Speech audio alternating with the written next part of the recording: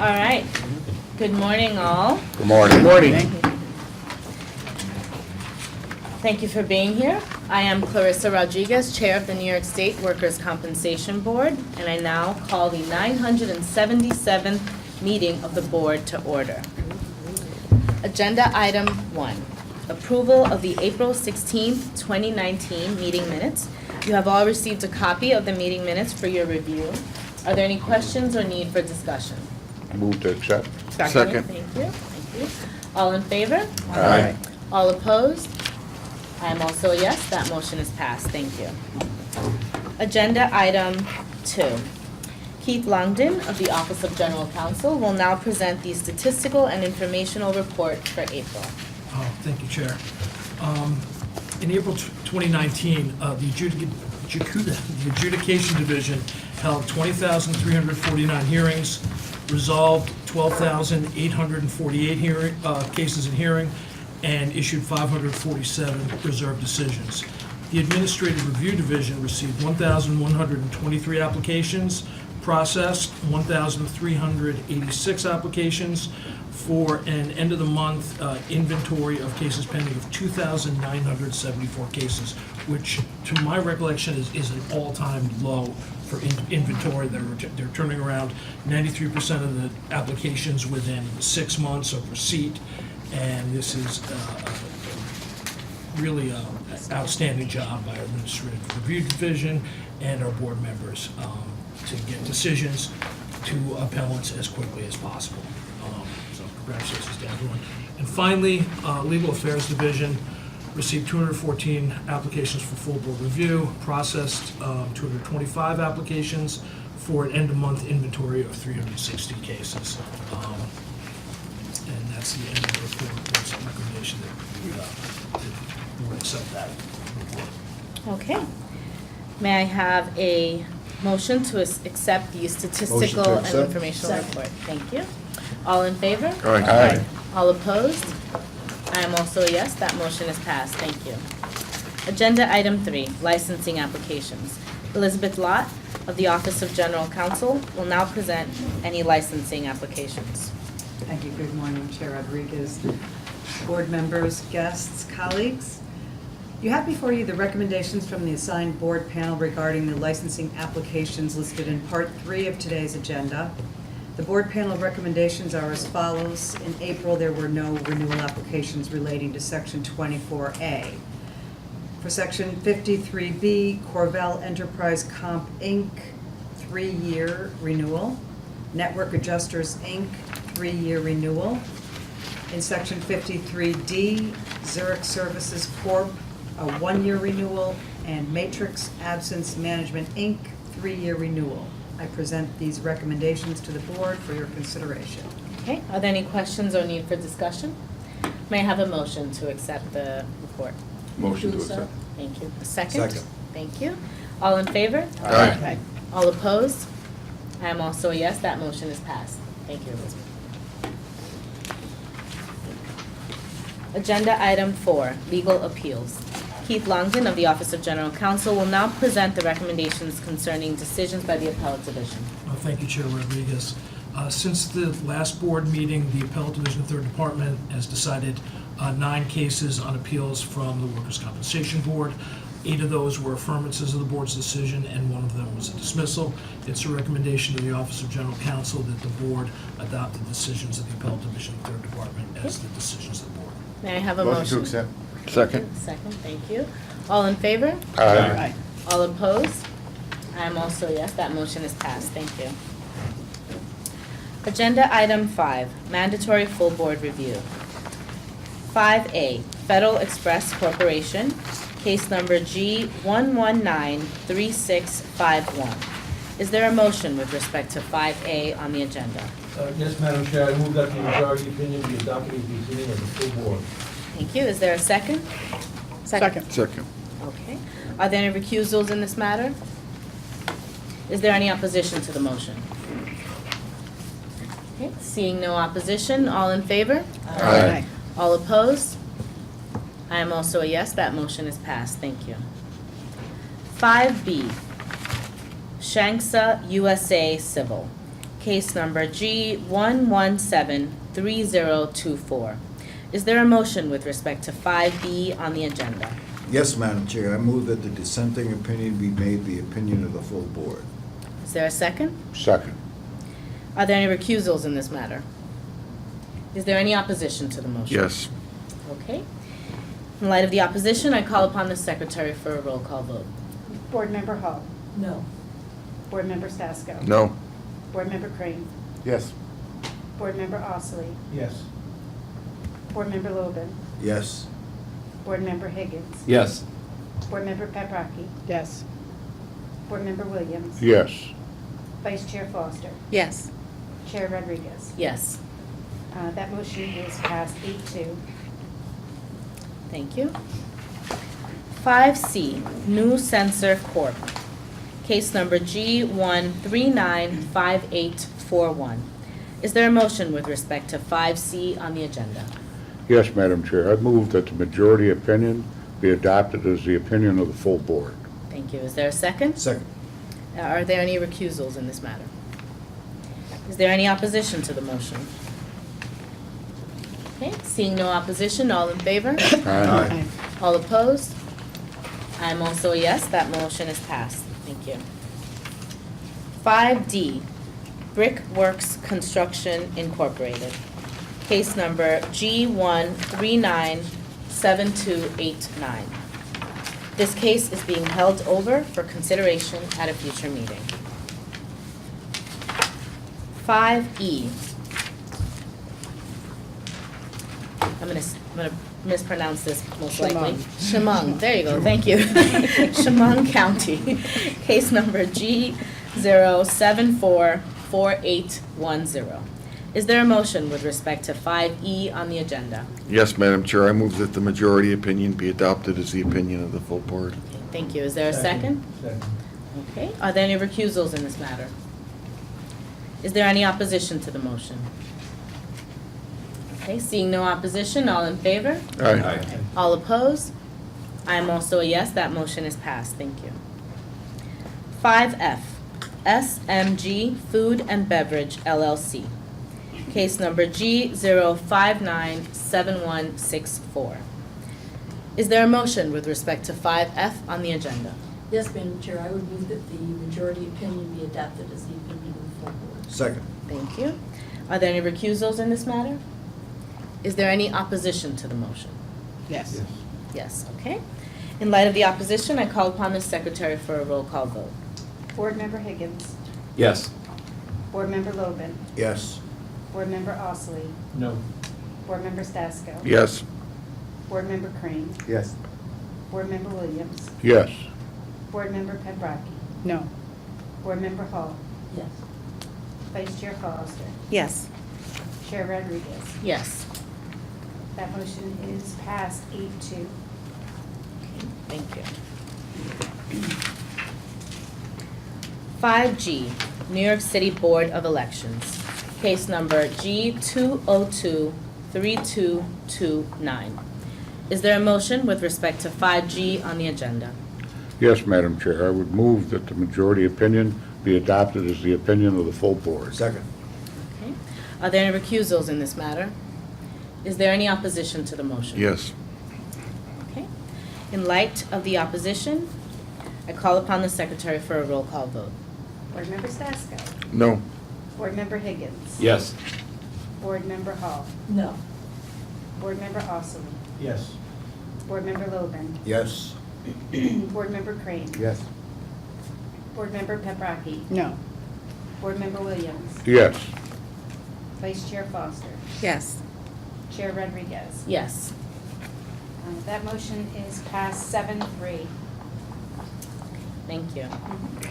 5H, New York City Housing Authority. Case number G0571578. Is there a motion with respect to 5H on the agenda? Yes, Madam Chair, I move that the majority opinion be adopted as the opinion of the full board. Second. Okay. Are there any recusals in this matter? Is there any opposition to the motion? Seeing no opposition, all in favor? Aye. All opposed? I am also a yes, that motion is passed, thank you. 5I, Doug's Limousine Ltd. Case number G1398005. Is there a motion with respect to 5I on the agenda? Yes, Madam Chair, I move that the majority opinion be adopted as the opinion of the full board. Second. Thank you. Are there any recusals? Is there any opposition to the motion? Okay, seeing no opposition, all in favor? Aye. All opposed?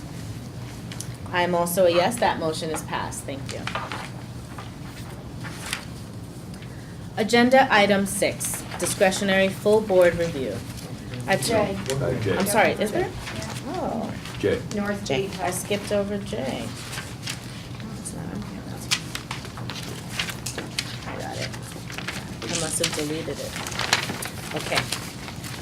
North Gate Healthcare Facility, case number G1757628. Is there a motion with respect to 5J on the agenda? Yes, Madam Chair, I would move that the dissenting opinion be adopted as the opinion of the full board. Second. Okay, are there any recusals in this matter? Is there any opposition to the motion? Seeing no opposition, all in favor? Aye. All opposed? I am also a yes, that motion is passed, thank you. My apologies for that. Agenda item 6, discretionary full board review. I'd now turn this portion over of the agenda to Vice Chair Foster. Thank you, Madam Chair. For the cases listed in item 6 on your agenda, it's been recommended for full board review. These cases are 6A, matter of All Seasons Fuels, and 6B, matter of Erie County Medical Center. I move to refer these cases back to the respective panels for further consideration. Okay, thank you. Any recusals from these? Is there any opposition to the motion? Okay, seeing no opposition, all in favor? Aye. All opposed? Okay, I am also a yes, that motion is passed. Thank you, Vice Chair Foster. Thank you. Agenda item 7, other business. Here, it is with a heavy heart that I inform you of the unfortunate passing of Edwin J. Ruff, advocate for injured workers here at the board, who is a staunch fighter for workers' rights, worker safety, and injured workers. He had many friends here at the board and will be sorely missed, including Samuel Williams, our very own board member who would like to say a few words. Thank you, Madam Chair. Try to do this without getting upset, but.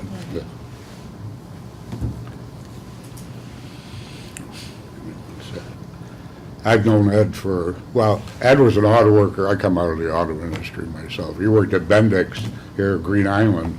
I worked at Harrison Radiator in Lockport, New York.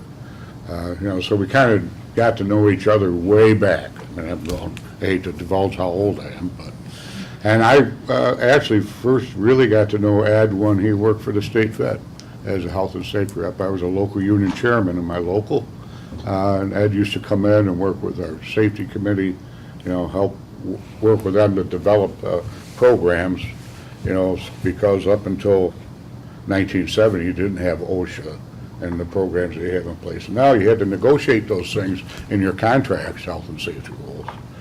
But then when he went on as the advocate for injured worker in '98, is actually when I first went on staff with the UAW out of Region 9. And Ed was immediately at our region office, come down, worked with us to develop programs in the local unions that we represented, helped us develop a worker comp coalition with the auto workers, steel workers, machinists, we would meet monthly to discuss worker comp issues. And he was just a pleasure to be around. I mean, everybody hold him in high regard. But anybody that knows that always had a smile on his face. No matter what he was. I would say he was always helpful, even, as I would help negotiate contracts for local unions. Sometimes the local unions would help the company. I know sometimes it's hard to believe, but sometimes the company would mess up on worker comp issues and be facing huge fines. in some cases, when you have a small job shop that only has 10, 15 people in it, you know, a big fine could be the difference between staying in business and going out of business. You know, and I give Ed a call. You know, they call me, actually, and I give Ed a call because he was my go-to guy on the board, and he would immediately jump in with whoever he would talk to at the board at the time, and come in and work with the union and management to try to resolve those issues and to a point where it wouldn't affect the business itself. You know, he was always helpful, and I like to say, always helpful but never shy. He wasn't afraid to belly up to the bar. If you did something wrong, he'd be right in your face, you know, and let you know that. And he was probably the luckiest guy at the casino I ever met, too. So he professes. I always told him he always had that necklace with the gold coin on it. I said, you always wear that so you make sure you leave the casino not broke. You know, but I know I speak for everybody here, and I know I speak for everybody in the labor community that knew Ed, that he certainly would be missed. You know, we all send our condolences to his wife Marie and his son and daughter Ed and Colleen, and to his grandchildren, great-grandchildren. You know, he's just a great person. I don't know. May you rest in peace. Thank you so much, Sam. And with that, if we can have just a very brief moment of silence in his honor.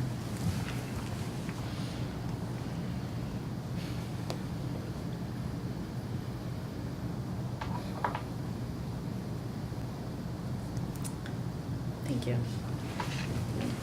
Okay, agenda item 8, our guest speakers. On a slightly lighter note, I'd like to introduce you to today's speaker, Joe Cannabis. Joe is special counsel to the New York State AFL-CIO. He works closely with the Federation's officers and its legislative, political, communications, and field departments to further initiatives that benefit workers. He also lobbies the executive and legislative branches of the New York State government on issues that affect workers. In addition, Joe provides affiliate support in situations including contract campaigns, lockouts, strikes, and grassroots mobilization. Joe has been a member of the Board of Governors of the New York State Compensation Insurance Rating Board since January of 2017. He has also the enviable honor of serving on the board's advisory council and our current independent medical examination advisory council. Welcome, Joe. It's a pleasure to have you. Thank you.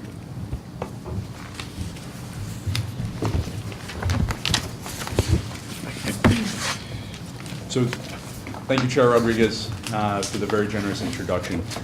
And I appreciate the opportunity to come here and speak to you all. I work for the New York State AFL-CIO, where I have the privilege of representing about 3,000 local unions who in turn represent about 2.5 million workers across the state. We have workers in traditional public sector, private sector, and building trades sectors. And those workers go from Buffalo to Suffolk County to Plattsburgh to Staten Island. We cover the entire state. You know, I was joking with the chair earlier about how everybody loves to complain about the workers' comp board. And I'll get to that, but I would be remiss if I didn't talk about some of the good things that the workers' comp board is doing.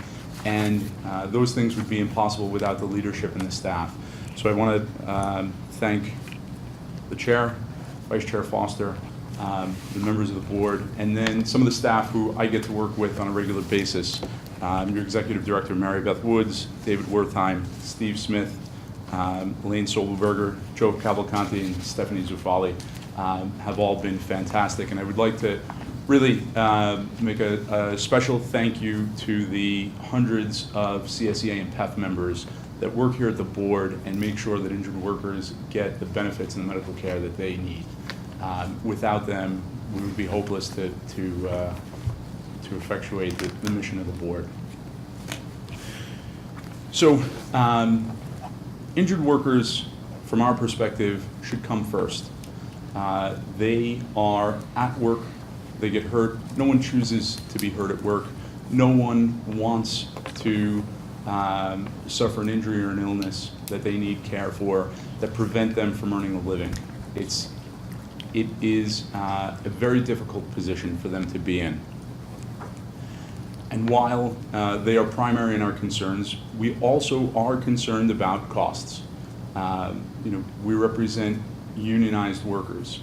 Any dollar that an employer spends on a workers' compensation policy is a dollar that's not available at the negotiating table for wages or benefits. So we are conscious of it. The fact that we're conscious of costs, though, does not mean that we should put injured workers second. Back to commending the board. The board has done an excellent job on the rollout of the paid family leave program. It's a groundbreaking benefit, and the board, even though it is a 100-year-old institution that has done pretty much the same thing for 100 years, has really nailed the rollout here. Folks are getting this benefit, again, due to your work and your leadership. The IME study last year. Staff at the board did a fantastic job on the IME study. The information contained in the study, I think, will go to help injured workers and also to remove some costs and friction from the system. Medical treatment guidelines. We get a lot of flack about the medical treatment guidelines, but they have prevented costly, unnecessary, and sometimes dangerous care. So that is another good thing. And then the system itself. The system itself works well for the vast majority of injured workers. Most folks are injured. They have an acute injury that leads to little or no lost time that fully heals. For those folks, the system works very well. For the folks on the other end of the spectrum who are grievously injured, the absolute worst case scenario, the board generally works pretty well as well. The people in the middle, the system sometimes leaves behind. And I think that it's a combination of factors. Some of the things that, some of the policies that are pursued here, but also it's a factor of the statute that we have. For these workers, they may have a significant degree of disability, 30, 40, 50, 60, 70%, but that disability, even if it is only 30%, prevents them doing from 100% of their previous job. These are some of the folks who can't make ends meet, who struggle to get the medical care that they need. These are the folks who you issue decisions on every month. These are the folks that I would encourage you to keep in mind when you're deciding these cases, when you're contemplating how to come out on a policy, when you're deciding whether to appeal a third department decision. People say that I'm a little unorthodox. I think that you all should do whatever you can to actually meet, talk to injured workers. Go show up at a hearing location. Go talk to these folks. If the rules won't let you talk to them about their case, talk to them about the impact that it's had on their lives. These people are dependent on you and dependent on the benefits and the medical care that this board is tasked with administering.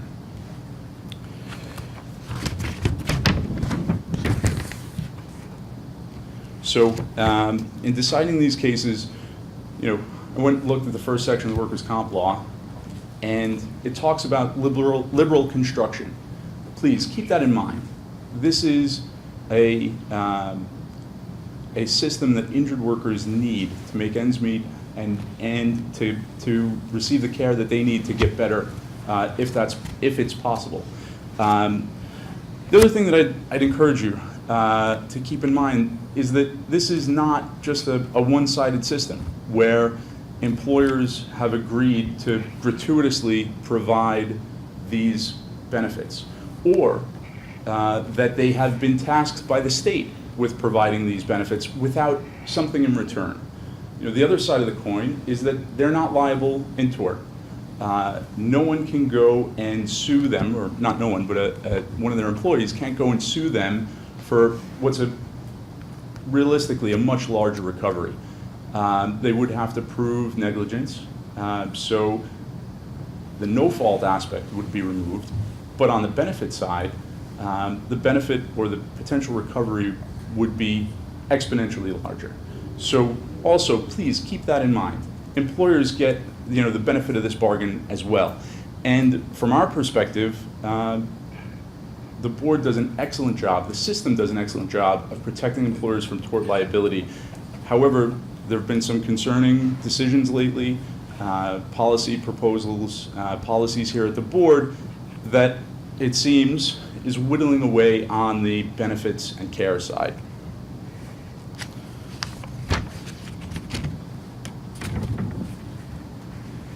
So I appreciate the opportunity to come here and speak to you. And like I said, we value the relationship that we have with the board, with the staff here.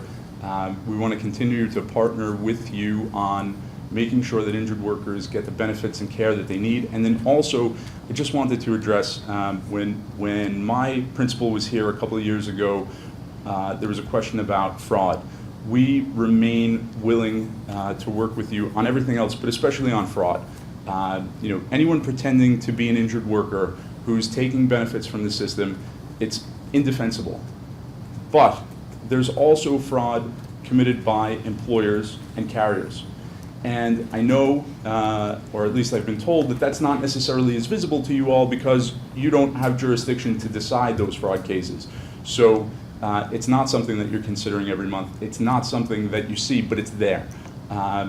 We remain willing and able to partner on that as well. Thank you again to the chair and to all of you. I appreciate the opportunity. Thank you. Thank you. Thank you very much.